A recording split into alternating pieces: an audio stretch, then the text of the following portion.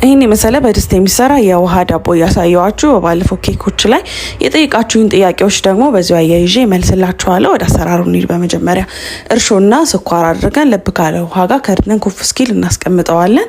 ከዛ በቀጣይ እንግዲህ ዱቄታችንን መጥነን ነፍተን ነው የምናስገባው። ጨውማ እናደርግበታለን ትንሽ።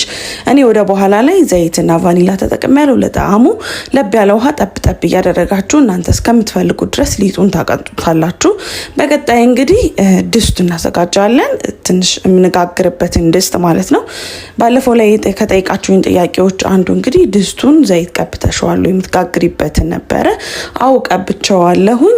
ዘይት ብቻ አይደለም ከዱቄት ጋር አዋህጄ በምትመለከቱት መልኩ ነበር የቀባሁት። ትንሽ ሊጥ ከቀነስኩኝ በኋላ ቀድም ደግሞ ፉድ ከለር አድርጌበት ስለነበር እሱ እንደምታዩት ዲኮር አደርገዋለሁኝ። ቀለል ያለ ዲዛይን ነው የሰራሁት። ከዛ ስታስገቡት መታ አድርጉት። እዚህ ጋር የጠይቃችሁኝ ጥያቄ ነበር። እሱም ይሄን ነው። የወጥ ማስቀመጫ እናደርግና ሰፋ ያለ ድስት ውስጥ አድርገን ሙቅ ውሃ እናደርግበታለን። ክዳኑን ደግሞ እንደምትመለከቱት ጨርቅ ነው ሙሉ የተቀለልኩት። ምክንያቱም እንፋልቱ ጠብ ጠብ ሲል ሌላኛው ዳቦ እንዳይበስል ያደርገዋል፣ ቡክት እንዲል ያደርግብናል። ስለዚህ ጨርቅ ጠቅልሉት። በቃ እንደዚህ በስሎ ሲወጣ በጣም ፍለፊ የሆነ ቆንጆ የውሃ ዳቦ ይሆናል ማለት ነው። አይብ ጥያቄዎቻችሁ እንደመለስኩ ተስፋ አደርጋለሁኝ። እንደነዚህ አይነት ቪዲዮዎችን ለማየት ፎሎ ማድረግ እንዳይረሳ። ለሚያስፈልገውም ሰው ሼር አድርጉ።